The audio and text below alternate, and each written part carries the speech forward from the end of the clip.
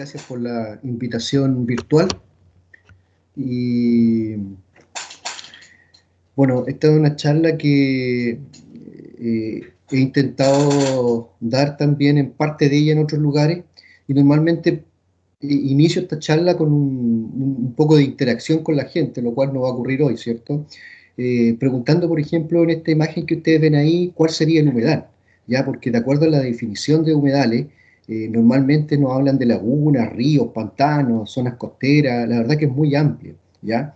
Y entonces cuando uno mira, por ejemplo, esta imagen, podría pensar que el humedal es el espejo de agua que se ve en el fondo de la imagen.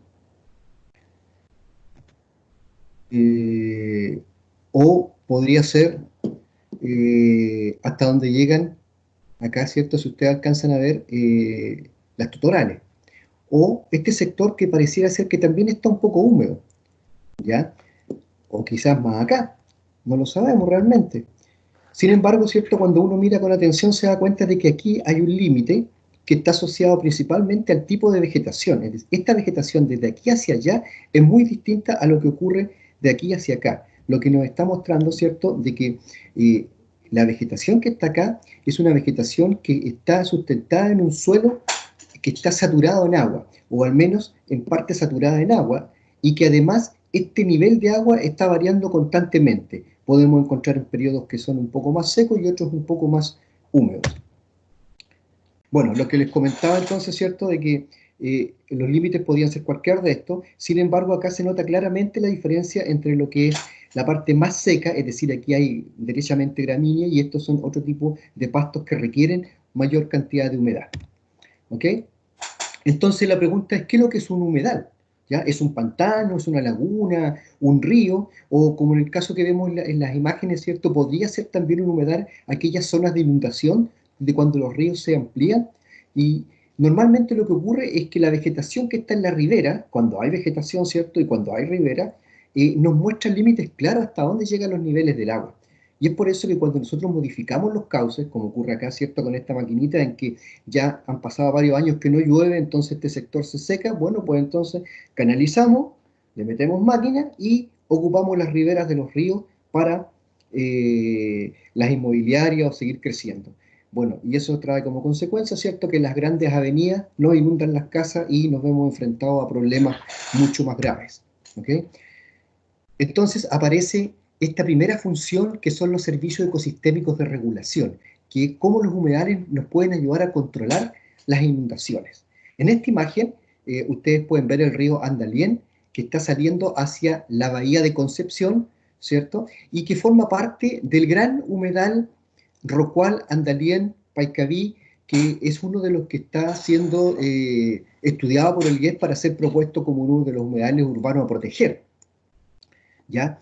Si ustedes fijan en esta fotografía, está todo inundado, y que eso trajo como consecuencia que se desarrollaran algunos proyectos en este sector, ¿ya? Uno de esos fue construcción de obras fluviales. Como pueden ver ustedes acá en la imagen, ¿cierto? Consistió en ensanchar un poco este sistema y en profundizarlo para que acumulara más agua.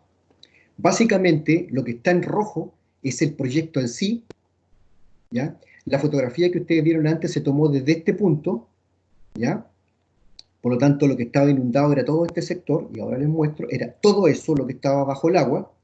Entonces, la primera pregunta que uno se puede hacer es si, al yo ensanchar el cauce en este punto, voy a solucionar el problema de toda esta inundación, si en realidad le estoy pidiendo al agua que pase por debajo de un puente.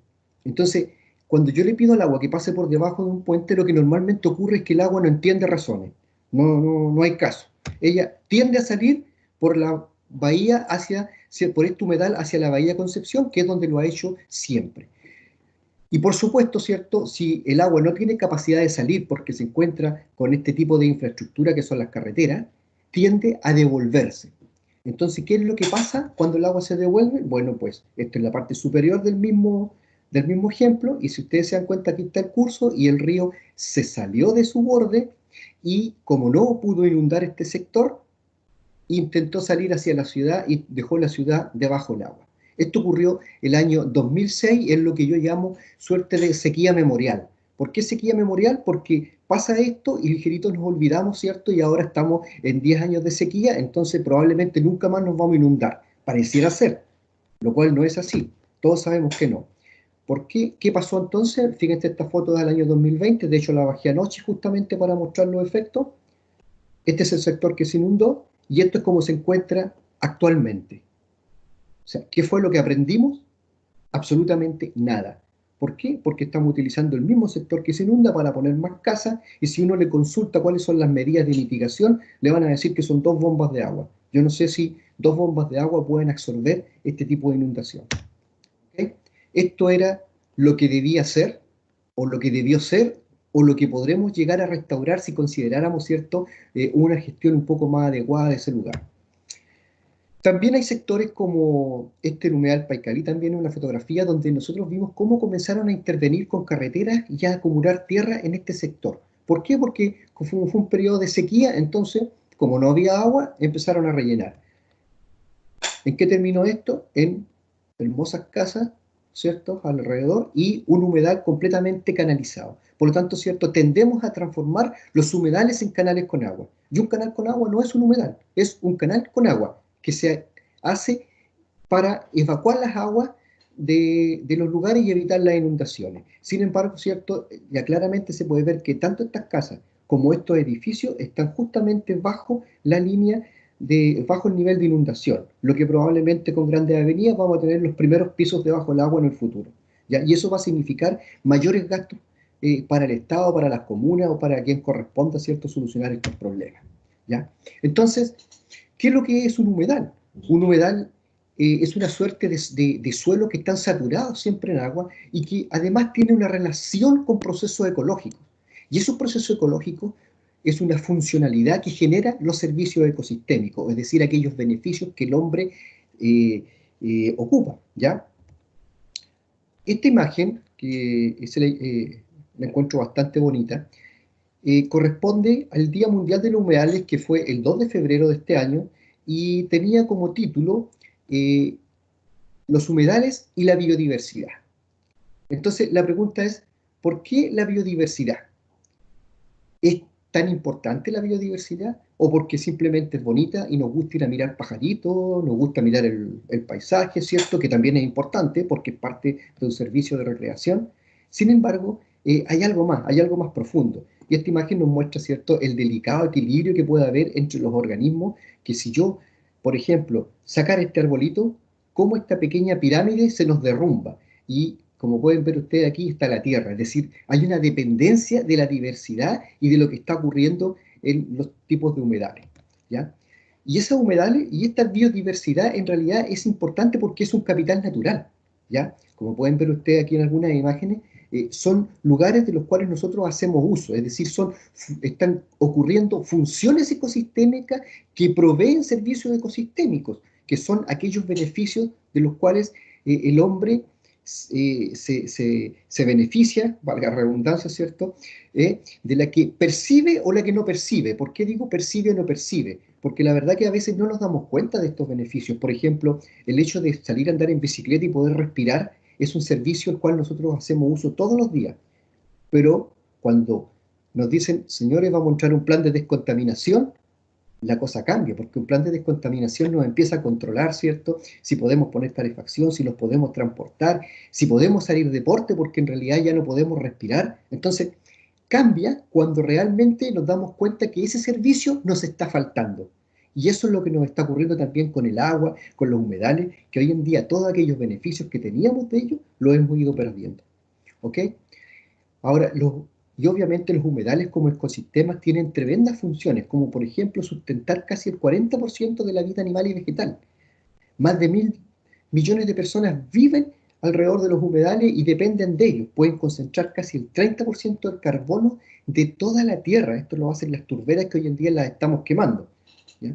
Pueden procesar el agua, eliminar contaminantes, ¿cierto? Crear condiciones para la vida y obviamente también son lugares para desarrollar actividades recreativas, incrementar el turismo.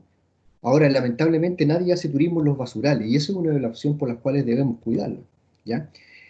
Esta publicación que les quiero mostrar, que se hizo el año 2017, donde alrededor de 15 millones de científicos de 284 países dijeron, señores, hace más de 25 años nosotros les dijimos que tuvieran cuidado porque estamos avanzando con daños irreversibles sobre la Tierra.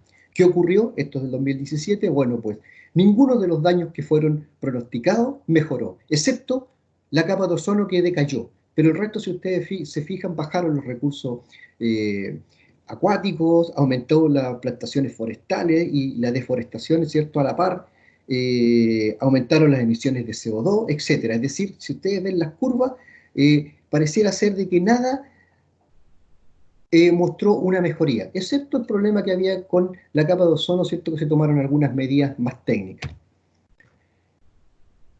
Y hoy en día nos enfrentamos entonces, ¿cierto?, a que tenemos uno de los problemas más graves, que es el cambio climático, el cual nos presenta ciertas proyecciones globales que no son nuevas por lo que acabamos de ver, y hoy en día tenemos problemas con la calidad del agua, la cantidad del agua, hay cambios climáticos locales, el agujero de ozono sigue apareciendo, hay acumulaciones de basura.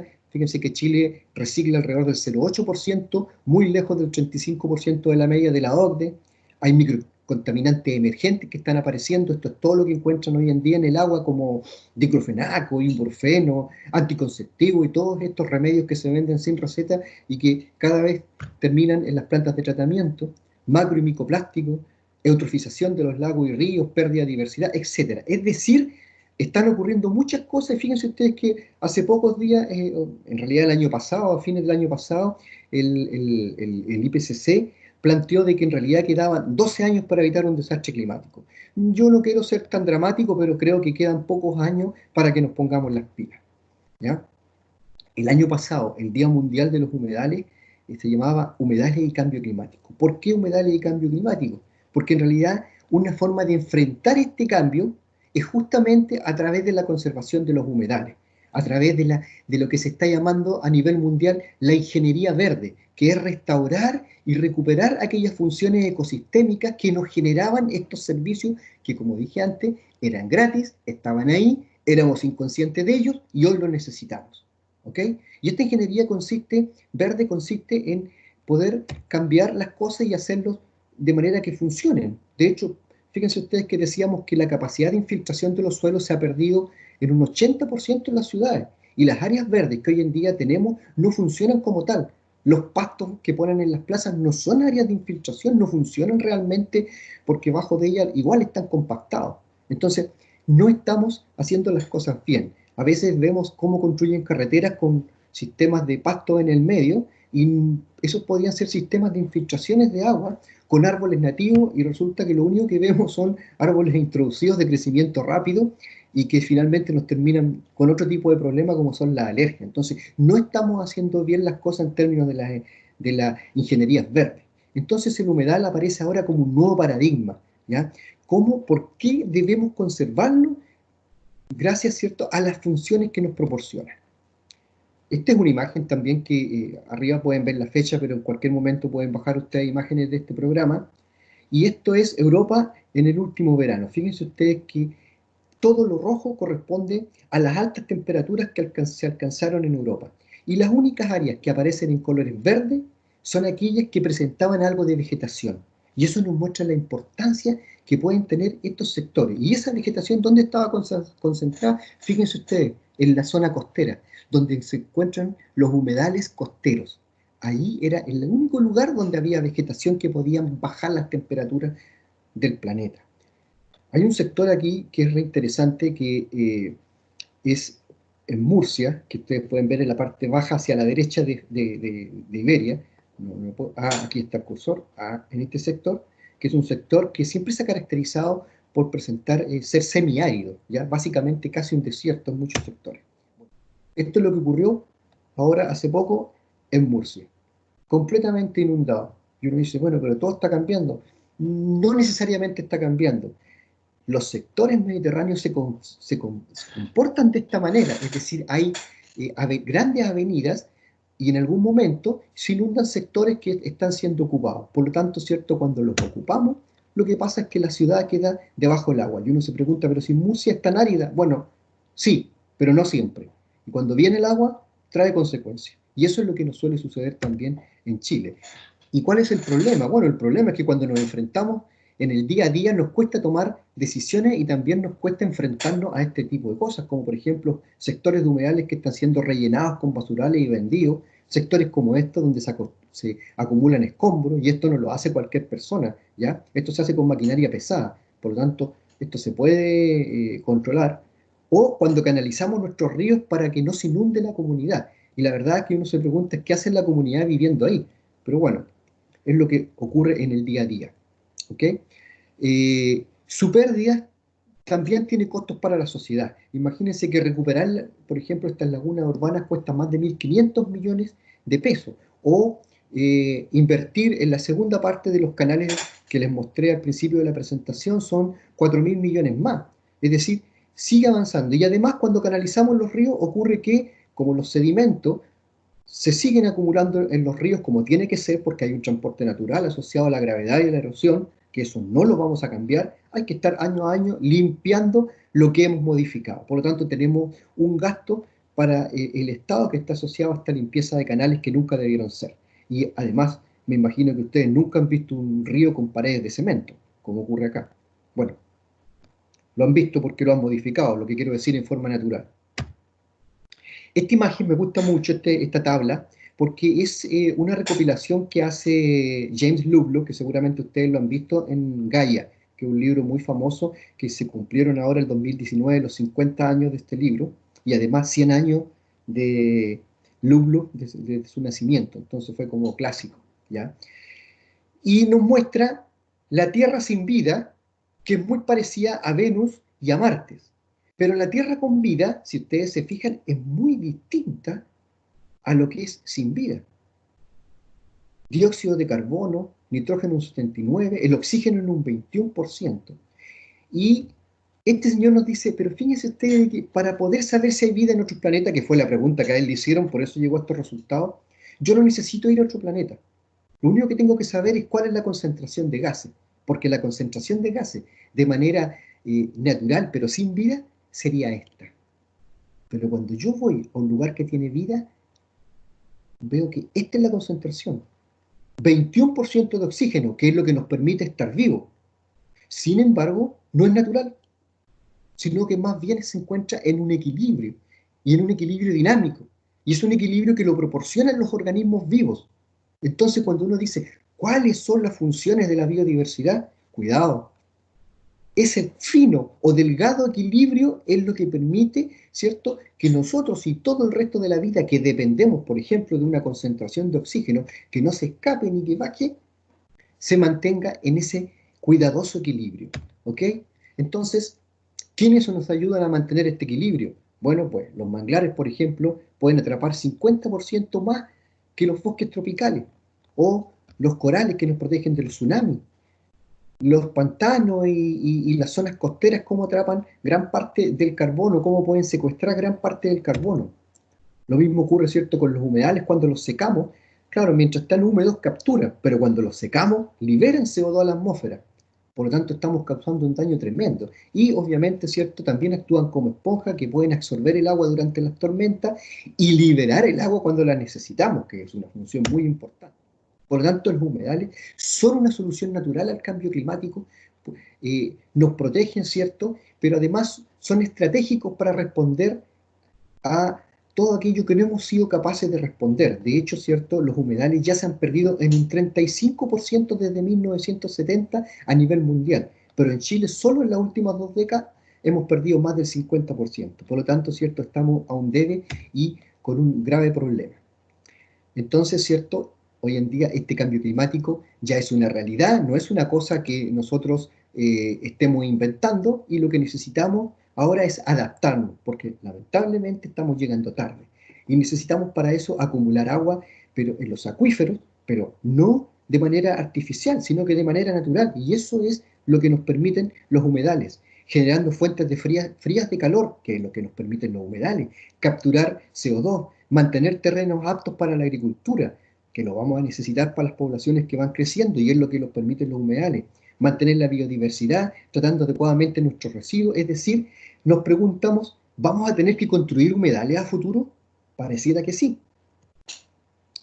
¿Por qué? Porque hay muchos sectores, de hecho, desde la zona central desde el inicio del Mediterráneo hacia el sur, existían estas áreas que se denominan pitrantos o hualves, que todavía existen en el sector de Temuco bastante importantes, Concepción ya casi no quedan, excepto moviéndonos hacia la Araucanía, ¿cierto? Y que se han transformado hoy en día en lo que vemos acá, caminos, carreteras y con hermosas obras de ingeniería, ¿cierto? Que permiten que el agua que alguna vez estuvo siendo procesada, ahora se libere y a través de canales, ¿ok?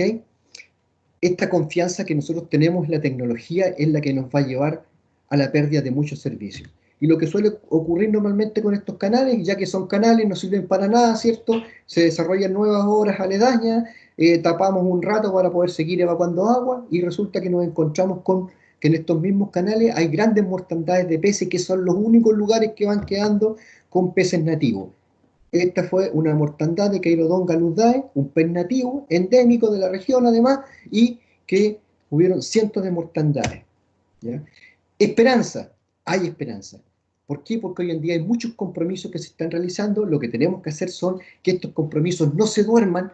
Tenemos compromisos internacionales, pero también tenemos compromisos nacionales, ¿cierto? Y también ha ocurrido de que se está creando una fuerte conciencia. Por ejemplo, esto ocurrió hace poco, donde la Corte Suprema en Puerto Montt ordenó mover un colegio de un lugar porque donde hubo un humedal que se rellenó, hoy en día está causando inundaciones. Entonces era mucho más fácil mover un colegio y transformar ese humedal en lo que era, que estar tomando obras hidráulicas que en realidad iban a seguir causando daño a la población. Entonces, hay esperanza y yo creo que la gente está haciendo conciencia. Bueno, y aquí con esto quiero terminar. Por lo tanto, ¿cierto? Hay algunos aspectos de la gestión que tenemos que considerar. Lo primero, tener los objetivos claros. ¿Qué es lo que queremos en estos ecosistemas? ¿Queremos que funcionen o queremos seguir avanzando sobre ellos con este tipo de construcciones que lo único que hacen es compactar el terreno? ¿O queremos seguir obteniendo aquellos beneficios de los cuales hemos disfrutado en los últimos años? Para esto no requeremos ser tan estudiosos, ¿cierto? Ni tener grandes títulos, solamente, ¿cierto? Un poco de conocimiento, conocer la historia de esos lugares, la pertenencia de las personas que allí viven, un mínimo de criterio respecto a la biodiversidad. ¿Por qué la necesitamos? Un sentido común, tener empatía con este sistema, colaboración, mucha colaboración, ser abiertos a colaborar y poder trabajar en conjunto y finalmente, ¿por qué no?, defender lo que es común.